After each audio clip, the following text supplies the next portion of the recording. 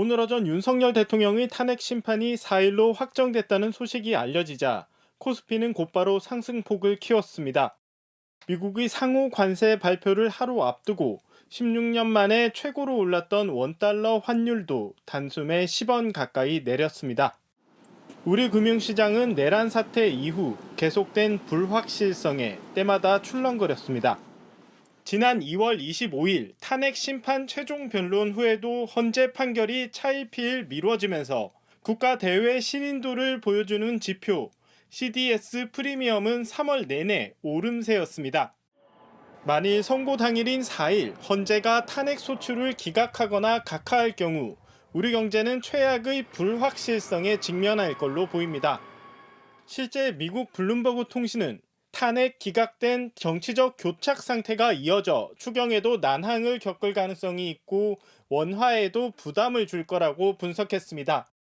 미국 시티은행은 탄핵이 기각될 경우 정치 불확실성이 장기화하고 한국의 국가 신용 등급이 하향 조정될 수도 있다고 경고했습니다. 이 같은 전망이 현실화되면 외국인 투자자가 대거 빠져나가게 되고 여기다 트럼프발 상호 관세 악재까지 겹치면 원달러 환율이 1,500원대를 뚫을 수 있다는 관측까지 나옵니다. 일단 관세 이슈가 이게 부과가 되고 이 상황에서 탄핵이 기각이 되면 요거는 이제 1,500원을 뚫고 올라가는 쪽으로 저희가 보고 있고요. 이미 경제를 떠받들고 있는 내수와 수출 모두 흔들리고 있는 상황에서 탄핵 기각으로 인한 정치 혼란까지 더해지면 한 번도 경험하지 못한 경제 위기가 닥칠 수 있다는 우려가 커지고 있습니다. JTBC 이상화입니다. 환율을 방어해야 할 최상목 경제부총리가 환율이 오를수록 돈을 버는 미국채에 투자한 게 드러나며 논란이 일고 있습니다. 앞서 최 부총리는 경찰조사에서 외환 충격을 막기 위해 계엄에 반대하며 회의실을 박차고 나왔다고 진술했었는데 진정성이 있었느냐는 비판까지 나옵니다. 유선희 기자입니다.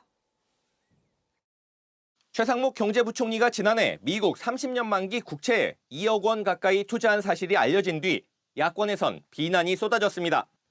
국가 경제의 수장이 원화 가치가 떨어질수록 수익이 커지는 상품에 거액을 투자한 건 범죄라는 주장까지 나왔습니다. 환율 급등에 베팅한 행위는 공직자 윤리법상 이해충돌 행위와 형사상 배임죄에 해당할 뿐만 아니라 경제 내란이자 국민을 배신한 행위입니다. 최 부총리는 앞서 2023년 국회 인사청문회 때도 1억 7천만 원가량의 미국 국채를 보유하고 있다가 부적절하다는 지적을 받고 팔았는데 그 이후 또다시 미국 국채를 사들였던 겁니다. 12.3 내란 사태 당시 최 부총리는 외환 시장을 챙기느라 윤석열 대통령이 준 비상 입법기구 쪽지를 받은 사실도 잊고 있었다고 말했습니다. 우리 외환 시장도 열려 있고 해외 시장이 열려 있었기 때문에 저는 오로지 지금 시장 상황 이게 좀 대외적으로 발표가 됐으니까 시장 상황을 챙겨야 한다는 생각으로 경찰 조사에서도 계엄에 반대하면서 자리를 박차고 나왔다. 경제적 충격에 대비하기 위해 자신의 판단으로 F4 회의를 열었다고 진술했습니다. 내란 사태 이후 환율이 급등했을 때는 자신이 앞장서서 막고 있다고 했습니다. 저희는 이제 외환 시장의 변동성이 확대되지 않도록 한국은행과 또 정부가 그 최선의 노력을 하고 있어서요. 하지만 뒤에서는 환율이 오를수록 돈을 버는 이른바 강달러 상품에 투자를 해왔던 겁니다. 기획재정부는 최 부총리가 사들인 미국 국채에 대해 재산 등록 의무는 있지만 보유가 제한되는 건 아니라면서 사실상 법을 어긴 건 아니라는 취지로 해명했습니다.